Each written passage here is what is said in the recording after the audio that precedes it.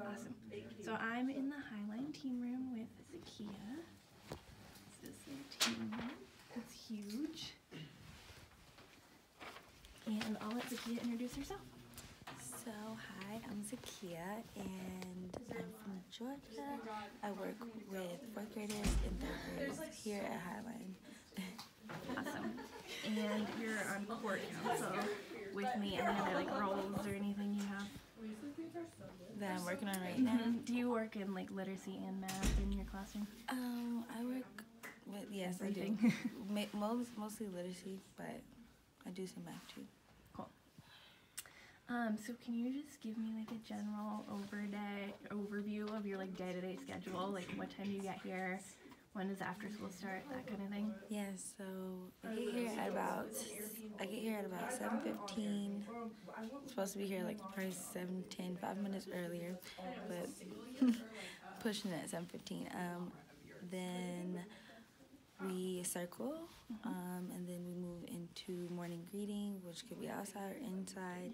If we're inside, I'm sitting in the hallway where there's like the most traffic, and I'm greeting all the students, parents, and staff. Good morning, waving, have a great day, like just repeatedly saying that.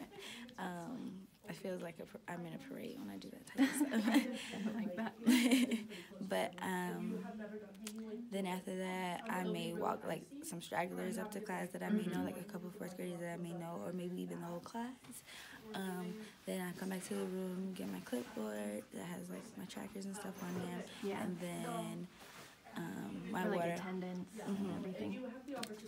So I get my clipboard and my water bottle, and I go back to class, to the class that I'm supposed to be in at around 8 o'clock.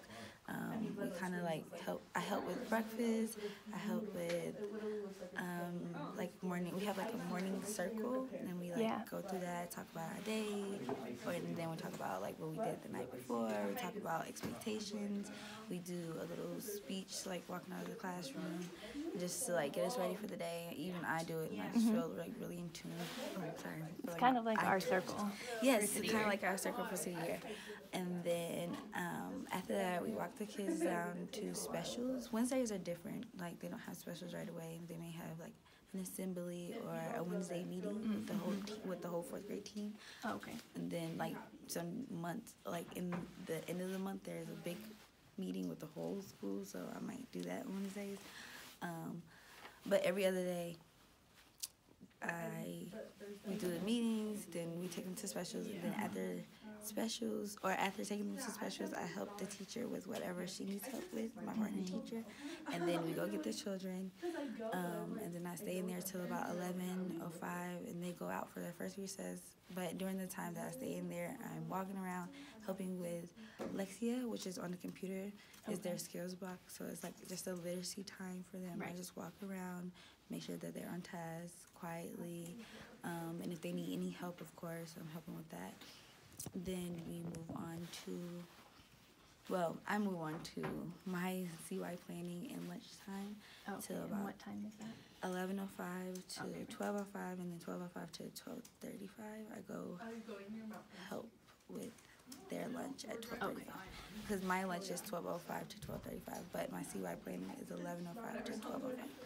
Okay. So yeah, that was a lot. No, that makes sense. My lunch and planning were back to back, so like I had a big chunk instead of having right. Okay, so after my lunch, and I go help with 4th grade lunch and 4th grade recess, and by that time it's like 1:15. So we get back to the classroom, and I help with whatever math that they started off. And then I help finish with that, and then I go into my 3rd grade class, which is across the hall, and I help with their skills block and whatever she needs help with, really. I do like a small reading group right now. I'm doing this book club with like 3 girls, and we're reading this book called Abby Takes a Stand. It's a really good book. They love it. We're in tune, and it's like a real deal book club. I'm telling them like, okay, we're gonna read this together, but when I come back, you guys need to have read this. We need to talk about it and make sure that we understand and get what's going on and things like that. And that was 3rd grade? That's 3rd grade. Awesome. And at about 3:15, I leave out of that classroom and go help with what is it? Dismissal. I'm sorry. Oh, okay. Yeah. Like, cause they have different dismissals. There's sibling dismissal. There's upper sibling dismissal. Oh, okay. So yeah, I kind of got to keep Make sure that sixth graders don't run over the Right. kindergartners. So I go help with dismissal, and then on Mondays we have junior chefs. I help with that. Oh, like a club kind of Yes. for after school? Yes, Awesome. it's a club after school, which is I think 3rd to 5th graders Mhm. are in there. And then on Tuesdays I have 4th and 3rd grade tutoring. Okay, So I and help that's with- in here in this team room? Yes. Okay. And in the hallways, there's tables like in the hallways. We go in the hallways and do some tutoring there too. But so I help with that, with tutoring on Tuesdays and Thursday. and Thursdays, and yeah, that's pretty much it.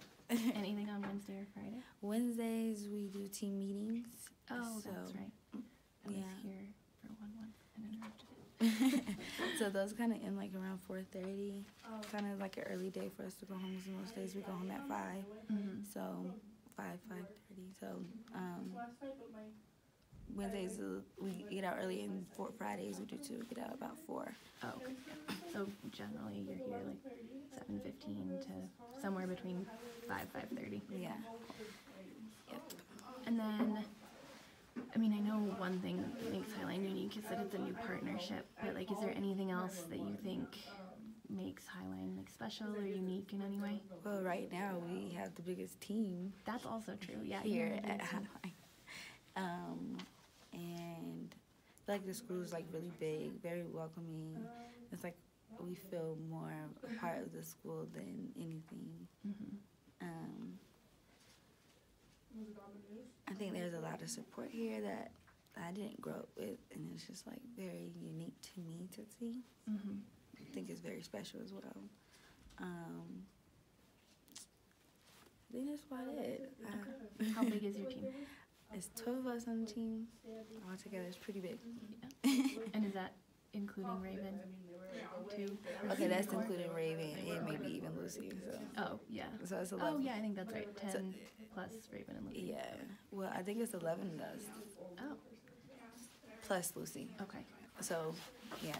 Yeah, Okay. sounds right. And then, are there any like challenges you've overcome this year, or like worked on overcoming, or are still overcoming? One of my biggest challenges was that I wish before I moved here from Georgia that I had did some type of like service for my own community. Not saying that this community doesn't need me or I'm not, helping out, but I feel like I could have started there first and then, but to overcome that challenge, I thought about like the things that I'm learning here and the skills and the experience that I'm getting here and the knowledge and everything else. Maybe I can take it back home when the time is right and apply what I know there to Yeah, that makes sense. give back and service wise. I did the same thing. Yeah, I went to Boston to serve and realized I wanted to do that in my home community. Yeah, Yeah. that's one of my challenges. And then, what's been like one of your favorite memories or experiences this year?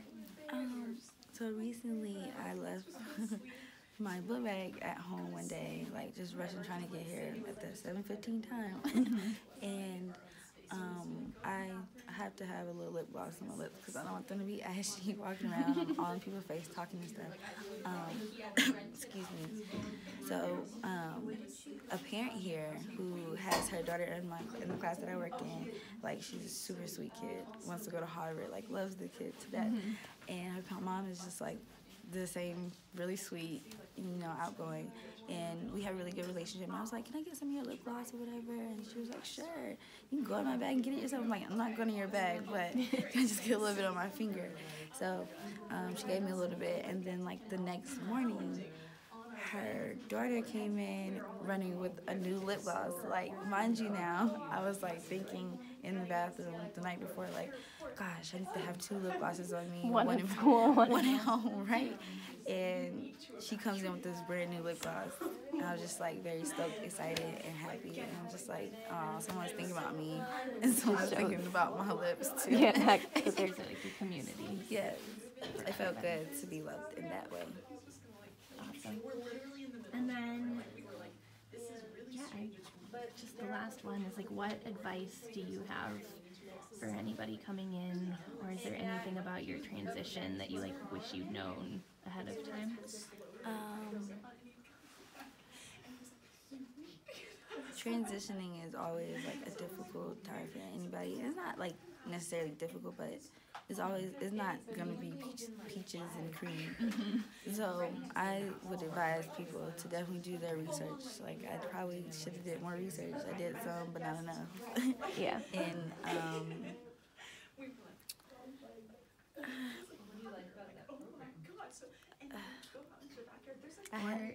yeah, any advice in terms of just like, if you were writing your own PITW, yeah, what would you say? I definitely wrote it down, but we can look at your notes. Okay, cool. Okay, cool. Sorry, because I was like really wanted to give some advice on this. Yeah, use your notes. That's really good. So when transitioning to City or Denver, prepare for a new experience. Like, okay, basically, I was saying, like, you should definitely have, like, an open mind to new things, new people, new ideas, new connections, and just, like, not having a closed mindset, but having, like, an open mind and be open to new things. That's basically it.